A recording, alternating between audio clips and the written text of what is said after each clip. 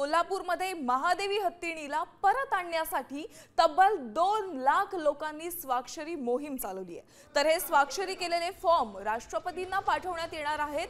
महादेवीला परत आणण्यासाठी स्वाक्षरी मोहीम सुरू करण्यात आली आहे आणि प्रशासनाने सुप्रीम कोर्टाच्या आदेशानुसार महादेवी हत्तीणीला गुजरातमधील पथकाला सुपूर्द केलं होतं।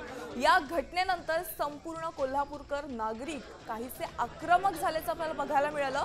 कोल्हापूरकर महादेवी हत्तीणीला परत आणण्यासाठी पुढे सरसावलेले दिसले, तर माजी आमदार ऋतुराज पाटील यांनी नांदणी गावाकडे आता सध्या रवाना झालेले आहेत आणि ते देखील या स्वाक्षरी मोहीममध्ये त्यांनी देखील सहभाग घेतलेला आहे।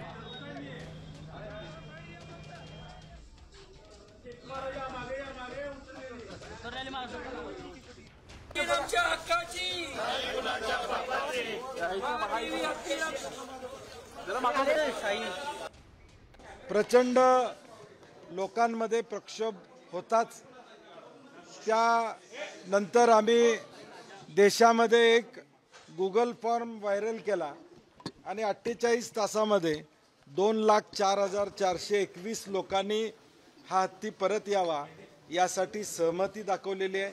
आमची विनंती आहे की यामध्ये